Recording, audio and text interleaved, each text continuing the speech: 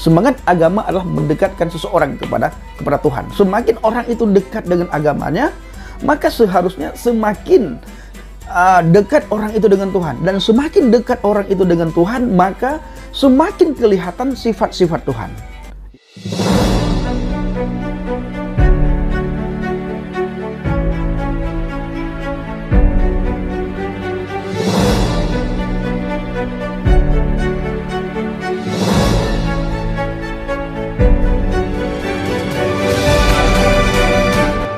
Haleluya, haleluya, shalom alaikum, salam Aki.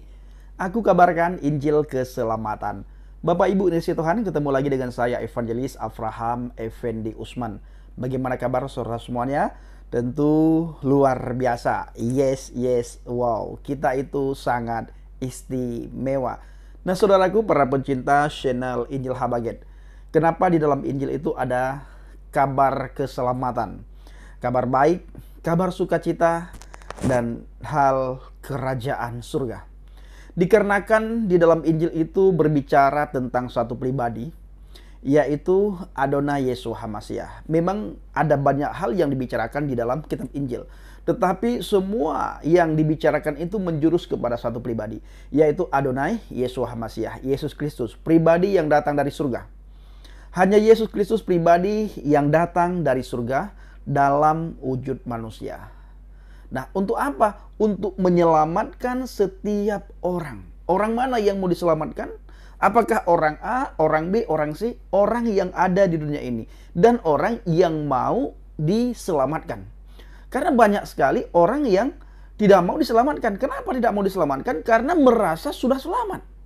Bagaimana orang itu merasa sudah selamat? Dengan amal kebaikan pahala yang orang itu lakukan. Dipikirnya dengan amal kebaikan yang dilakukan selama ini bisa membawanya ke surga, sehingga tidak butuh lagi juru selamat. Makanya Yesus katakan apa? Hanya orang sakit yang membutuhkan dokter.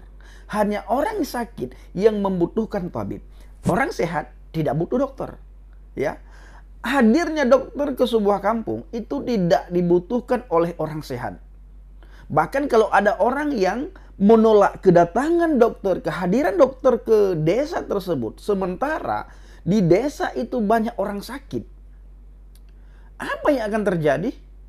Apakah orang sakit itu bisa sembuh? Nah, silakan saudara pikirkan sendiri. Nah, begitulah kira-kira ketika juru selamat hadir ke dunia ini. Karena di dunia ini semuanya orang sudah terpapar dengan satu kasus. Sudah terpapar dengan satu virus. Virus apa itu Bang Pendi? Virus dosa. Maka Yesus hadir di tengah-tengah orang yang berdosa untuk menyelamatkan orang itu dari dosanya. Sehingga orang itu bisa masuk surga. Nah, sama halnya dengan yang saya bilang tadi, hadirnya dokter ke sebuah kampung karena dokter tahu di kampung itu banyak orang sakit. Tetapi orang sakit itu pura-pura sehat dia. Dia merasa dirinya sehat, tidak butuh dokter, tidak perlu dokter. Akhirnya dokter pergi mencari orang sakit yang mau diobati.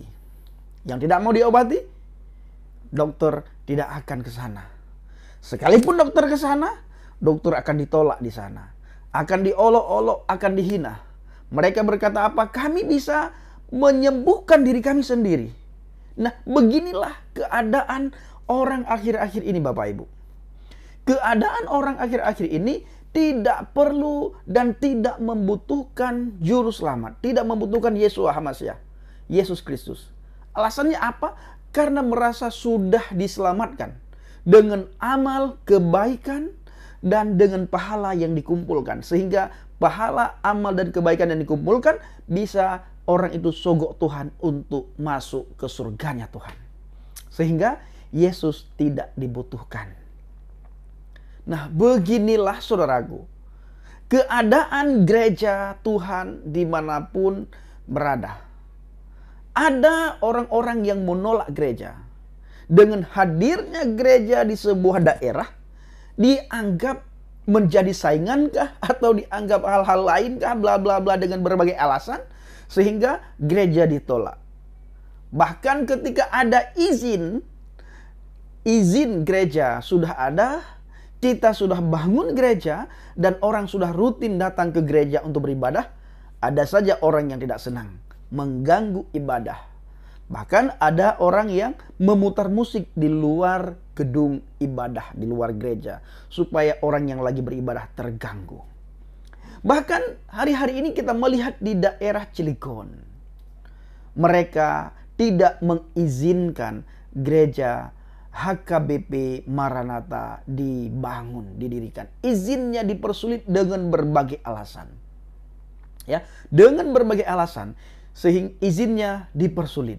Nah, sehingga kita melihat ada penggiat medsos, media sosial yang ikut berbicara. Bahkan ada beberapa ustadz, sebagian ustadz juga ikut berbicara menanggapi orang-orang yang menolak gedung gereja yang ada di Cilegon. Bahkan kita melihat di berita 2 hari yang lalu, Bapak Mahfud MD juga ikut bicara. Nah, hari ini Bapak Ibu, saya melihat di sebuah berita di mana Gus Yakut juga ikut berbicara. Gus Yakut berkata di CNN Indonesia, Bapak Ibu, Menteri Agama Yakut Khalid Qaumas akan memanggil wali kota Cilegon dan tokoh masyarakat setempat untuk membahas solusi terkait polemik penolakan pembangunan gereja pada Rabu esok, tanggal 14 bulan 9 hari ini, Bapak Ibu. Kita akan diskusikan solusinya dengan wali kota Cilegon dan tokoh masyarakat. Saya mengundang mereka untuk bertemu pada 14 September mendatang, kata Yakut dalam keterangannya Selasa tanggal 13 bulan 9. Saya sudah terima laporan dari tim. Undangan pertemuan di kantor Kementerian Agama ini sudah dikirim ke para pihak, termasuk wali kota Cilegon. Tambahnya, tak hanya wali kota Cilegon dan tokoh masyarakat, Yakut juga mengundang Deputi Bidang Koordinasi Peningkatan Kualitas Pendidikan dan Moderasi Beragama Kemenko PMK, Dirjen Politik dan Pemerintahan Umum Kemendagri, dan tenaga ahli utama kantor staf presiden dalam pertemuan esok. Yakut menilai persoalan ini perlu didudukkan secara jernih dan tidak emosional. Benar sekali Pak Menteri. Ya, perlu didudukkan dengan akal pikiran yang sehat, dibicarakan baik-baik. Kenapa tidak diizinkan gereja dibangun? Ini bukan kali pertama, sudah pernah terjadi beberapa tahun yang lalu. Ya, sudah pernah terjadi. Karenanya pertemuan ini sangat penting untuk mendudukkan persoalan dan menyelesaikan masalahnya. Beragam perspektif akan kita diskusikan bersama, baik dari aspek regulasi, kesejarahan, dan masing-masing relevansinya dan konteks kehidupan kebangsaan masa kini. Insya Allah solusi terbaiknya akan bisa segera tercapai, kata dia. Yakut meyakini akan ada solusi terbaik yang dicapai pada pertemuan tersebut, sebab semangat agama adalah mendekatkan manusia kepada Tuhan. Benar sekali. Semangat agama mendekatkan diri seseorang kepada Tuhan. Baginya, semakin dekat dengan Tuhan, maka semakin sempit ruang bagi manusia untuk saling membenci dengan lainnya. Insya Allah akan ada solusi terbaiknya, kata dia. Sebagai informasi, rencana pembangunan gereja di Cilegon menjadi polemik dalam sepekan terakhir. Masalah ini bermula setelah ada momen penandatanganan petisi penolakan gereja dari masyarakat. Wali kota dan wakil wali kota Cilegon ikut menandatanganinya. Saudaraku para pencinta channel Injil Habagat, saya sangat setuju sekali dengan statement yang dikatakan, yang disampaikan oleh Bapak Menteri Agama. Beliau berkata kesemangat agama adalah mendekatkan manusia kepada Tuhan. Semangat agama adalah mendekatkan seseorang kepada Tuhan. Semakin orang itu dekat dengan agamanya, maka seharusnya semakin dekat orang itu dengan Tuhan. Dan semakin dekat orang itu dengan Tuhan, maka semakin kelihatan sifat-sifat Tuhan. Ya, sifat Tuhan itu apa? Semua agama meyakini ada Tuhan. Agama A meyakini dia punya Tuhan. Agama B juga begitu, agama C, begitu juga agama Kristen. Di setiap agama itu, sifat Tuhan yang paling menonjol dan yang paling sering ditonjolkan oleh para penganut agama masing-masing itu 2. Yang pertama sifat kasih, yang kedua sifat pengampunan. Maka sebagaimana yang disampaikan oleh Gus Yakut tadi, Menteri Agama, beliau berkata seharusnya semakin dekat orang itu dengan Tuhan, semakin ada kasih sayang antar sesama pemeluk. Karena sifat Tuhan itu adalah kasih dan sayang. Kasih, sayang, dan pengampunan. Semakin dekat dengan Tuhan, maka sifat-sifat Tuhan itu tertular kepada kita. Sehingga kita semakin hari semakin mengasihi Tuhan, dibuktikan semakin hari kita semakin mengasihi sesama kita. Berbohong kalau saudara membaca kitab ya, membaca Alkitab, membaca Bible, di situ ditulis. Berbohong sekali Anda berkata mengasihi Tuhan yang tidak kelihatan. Ya, sementara orang-orang yang kelihatan, yang ada di sekitar Anda tidak mengasihi. Justru Anda membenci. Nah, jadi bagaimana sifat Tuhan tertular kepada kita? Kalau saudara berkata cinta kepada Tuhan, dekat dengan Tuhan, akrab dengan Tuhan, melekat dengan Tuhan, sering zikir, sering sembahyang, sering ibadah, sering berdoa, tetapi sifat-sifat Tuhan tidak pernah nempel pada saudara. Justru yang nempel itu adalah sifat kuntilanak ya, sifat sifat itu ya Bapak Ibu ya, atau sifat benci, tidak senang dengan orang lain, tidak senang dengan hadirnya gereja, tidak senang dengan hadirnya rumah ibadah agama lain di sekitar Anda. Itu perlu sekali dipertanyakan, patut dipertanyakan. Ingat, semakin kita dekat dengan Tuhan, semakin kelihatan sifat-sifat Tuhan pada kita. Kasih, pengampunan. Kita saling mengasihi, saling menyayangi, dan saling mengampuni. Tidak perlu kita menjelekkan orang, menjelekkan si A, menjelekkan si B. Tidak perlu. Toh kita punya agama masing-masing. Lakum dinukum waliyadin. Agamamu bagimu, agamaku bagiku. Kalau ini disadari, maka kita tidak akan merasa terganggu dengan hadirnya penganut agama lain di sekitar kita.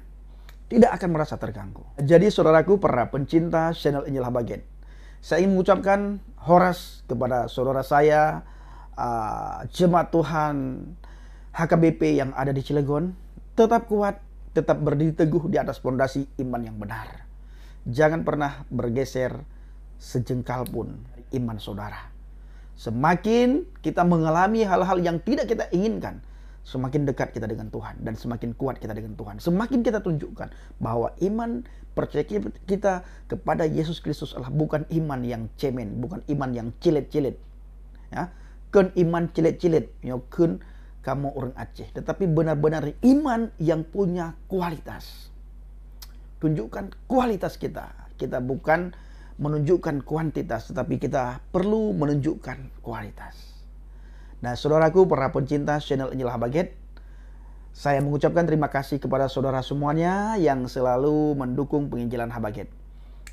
Baik secara online, offline, baik secara dana, doa, maupun motivasi yang saudara berikan kepada saya. Saya sangat percaya, saya sangat yakin, apa yang sudah saudara taburkan, Tuhan balas berlipat ganda. Dan doa saya kepada Tuhan untuk Bapak Ibu semuanya, agar kemanapun Bapak Ibu pergi, dimanapun Bapak Ibu berada, Tuhan selalu menyertai dan Tuhan selalu memberkati. Dan apapun yang saudara lakukan dan kerjakan selama tidak bertentangan dengan firman Tuhan, dibuatlah oleh Tuhan berhasil. Berhasil saudara di kota, berhasil saudara di desa, hasil saudara di ladang, di kebun, di sawah, dan berhasil ternak yang saudara pelihara. Apapun itu, semua untuk kemuliaan bagi nama Tuhan. Terima kasih. Shalom alaikum bishim hamasiah. Salam Aki. Aku kabarkan Injil keselamatan.